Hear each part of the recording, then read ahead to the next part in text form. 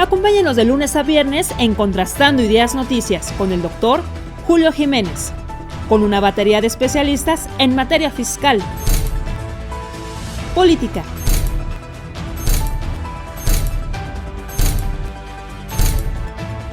economía, finanzas, justicia, deportes y espectáculos. Acompáñenos a las 22 horas, tiempo del centro. Amigos, ya estamos de regreso aquí en Contrastando Ideas Noticias, en los contrastes del análisis jurídico-constitucional, desde una perspectiva ciudadana.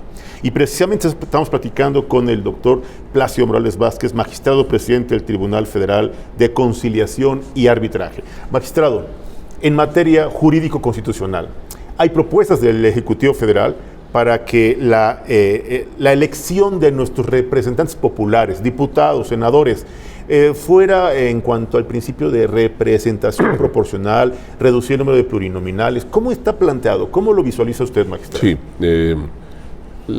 nosotros en la vida democrática electoral de nuestro país, la representación proporcional es relativa. Así es.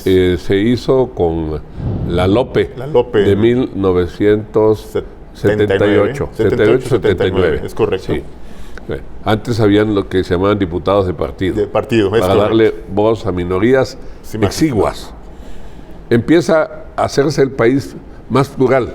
Empieza a perder hegemonía el partido del gobierno. Y empieza la diversidad ideológica, vamos a decir, o partidaria de nuestro país. Pues empieza a haber representación proporcional, que los que llamamos plurinominales porque estaban en una nómina diferente, ¿no? Claro. O múltiples nóminas. Bueno, la representación proporcional está propuesta como único método de elección para la representación popular en la Cámara de Diputados en la reforma del presidente López Obrador. Haber caído como un cubetazo de agua fría. Con hielos para los intereses de los partidos. Pero es una auténtica representación. ¿Por qué? Vamos a ver, en el espectro nacional hay 6, 7, 8 partidos. Pueden incluir para la elección que viene que alcancen su registro profesional 2 o 3 más.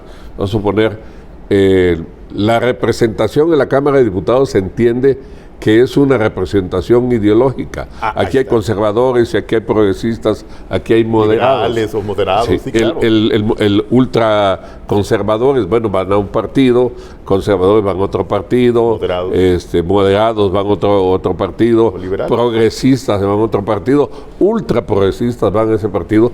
La sociedad vota con quien más se identifique.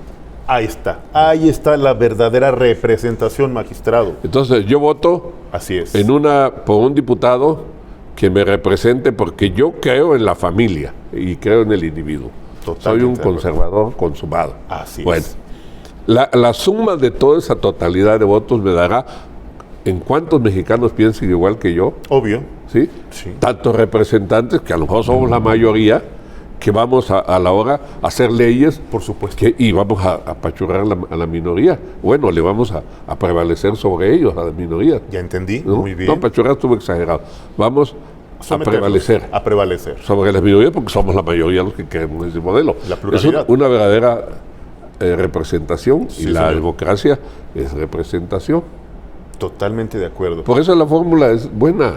No es maquiavélico esto, no, esto obedece a principios democráticos, bajo ideales de una verdadera democracia participativa, magistrado. Sí, claro. En este caso representativa, ¿no? Totalmente de acuerdo, representativa. A ver, pero ¿usted siente que realmente en este momento los mexicanos estamos siendo realmente representados por los que hoy ocupan una curul en el Congreso de la Unión? Pues, ¿O están ellos representando sus propios intereses de grupo, de sector, de gremio, o están atendiendo los intereses personales de ellos, en vez de atender los verdaderos intereses de la población, del pueblo de México, magistrado? Pues se ve en el debate, un debate que hay una manifestación de posiciones políticas. Por ejemplo, los partidos de la derecha, pues ellos traen posiciones distintas a las que trae el partido en el poder o el partido en el gobierno. Claro. En el caso de un partido que ha tenido un discurso por ratos progresista, por ratos de centro, repentinamente por competencia política o por reacción política, sí, señor, como es un movimiento ciudadano, vota en contra de todas las iniciativas del partido en el gobierno. Así es, irónicamente. Eso es lo que estamos viendo. Así y hay partidos que son partidos de producto de la publicidad y producto de las de los acuerdos, alianzas, etcétera, como es el Partido Verde Ecologista de México. Repentinamente tiene posiciones, dicen, en favor de la naturaleza y por otro lado niegan la naturaleza. Sí, una posición que tal vez obedece más a intereses de grupo, sí, o a compromisos de gremio, o incluso a los intereses internacionales también, magistrado. Un tema complejo, un tema sin lugar a dudas sujeto al debate, al análisis profundo, pero qué bueno que usted nos explica con toda claridad la propuesta del presidente López Obrador. La propuesta del presidente López Obrador, que es bajo un principio de democracia representativa. No es disminuir, no es coartar el derecho de nadie, por el contrario, es fomentar la participación de la ciudadanía en la elección clara, transparente y directa de su representante ante los órganos legislativos. Cámara Alta, Senado de la República, Cámara Baja, Cámara de Diputados y los congresos locales. Magistrado, estamos platicando con nuestro auditorio sobre estos importantes temas que vienen a reformar y a transformar la vida pública del país. Y nos gustaría platicar sobre un tema que ha generado especulación sobre la política económica, el manejo de la economía. Pues ya el tipo de cambio está muy controlado, la economía, la inflación ha bajado mucho. Vivimos un momento de finanzas públicas sanas, pero ¿qué le parece si platicamos de eso con respecto a la austeridad republicana, a la pobreza franciscana y a los beneficios que esto ha venido generando para la gestión pública, para la administración del gobierno y para los mexicanos al final del día? ¿Qué le parece? Me parece bien. Vamos a un pequeño corte comercial. ¿Qué les parece? No le cambie, seguimos contrastando ideas aquí en el Tribunal Federal de Conciliación y Arbitraje. Regresamos.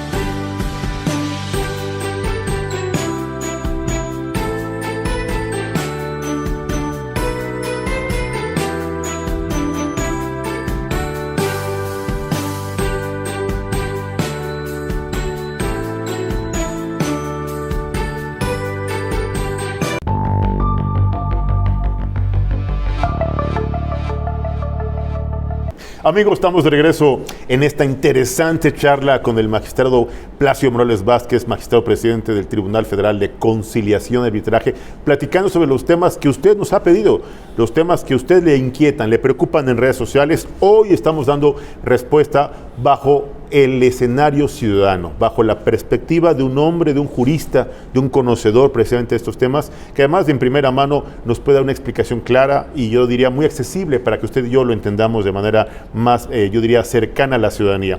Magistrado, una de las políticas más importantes y exitosas de este gobierno han sido a la administración de los recursos, la implementación del modelo de la austeridad republicana. Optimizar el recurso y evitar el gasto innecesario. ¿Cómo se llega a este éxito en el que hoy estamos en finanzas públicas sanas, con una inflación que está bajando, con una paridad cambiaria exitosa? ¿Cómo se llega a estos resultados? La conocida como austeridad republicana, que es producto de la ley del mismo nombre, es una parte de una totalidad, Sí, señor. de un concepto que es principio de la Cuarta Transformación Nacional. Es decir,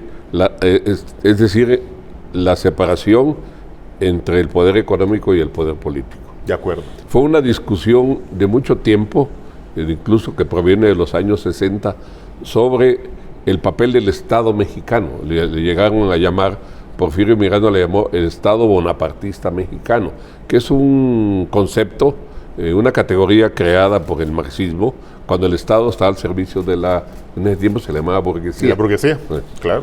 En el caso de nuestro país, fue avanzando la concepción de Estado o la aplicación del principio de Estado bonapartista hasta el momento que el Estado llegó a ser socio.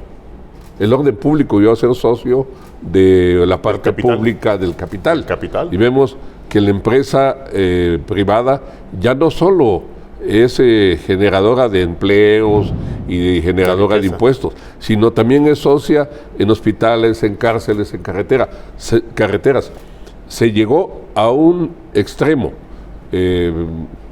Llevar a la realidad esta separación pasa por la austeridad republicana, claro, pasa por la reforma fiscal, pasa por una conducta legal o una conducta de autoridad entre el fisco y los empresarios.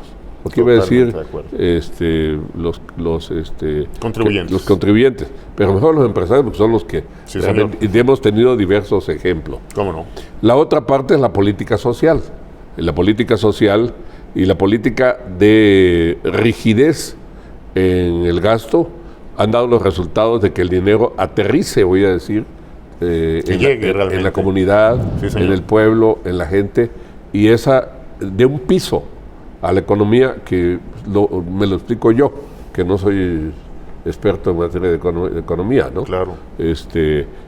Esto hace que tengamos los resultados que tenemos ahora. Totalmente de acuerdo. Un crecimiento, un desarrollo en la economía nacional. Tenemos finanzas públicas sanas, no hay endeudamiento, una paridad cambiaria sólida, un aumento significativo en la capacidad de recaudación del gobierno, algo inédito. Los grandes capitales que antes no pagaban impuestos, haciendo uso de artimañas, de la elusión fiscal, en algunos otros casos hasta de la defraudación fiscal bajo el escenario de los factureros, que también fue algo que fue consecuencia de las importantes reformas que impulsó este gobierno, acabar con los factureros, acabar con la simulación, acabar con la evasión y con la defraudación fiscal. Magistrado, es uno de los grandes éxitos de este gobierno, de esta administración. Es de reconocer, porque pues, es papel del Estado, claro, recaudar y distribuir, y en tanto sea de manera más justa, pues el Estado será el Estado que calificamos como Estado benefactor, Estado social de derecho, o como dicen ahora, ¿no? Estado constitucional. De derecho. De derechos, muy bien. Bueno, a ver, amable auditorio, es claro, se vive, se percibe en las calles, en las comunidades, el desarrollo, el crecimiento. Los programas sociales, magistrado, nos están cuestionando el tema de los programas sociales que han sido un gran éxito en muchas comunidades, que han impulsado la economía de sectores muy amplios como el de los jóvenes construyendo el futuro, como el hecho de apoyar a las madres solteras, a los adultos mayores. Son temas que vale la pena reconocerle a este gobierno y que también yo creo que vale la pena que lo expliquemos con claridad. ¿Qué le parece que vamos a un pequeño corte comercial y regresamos con los programas sociales? Sí, Julio.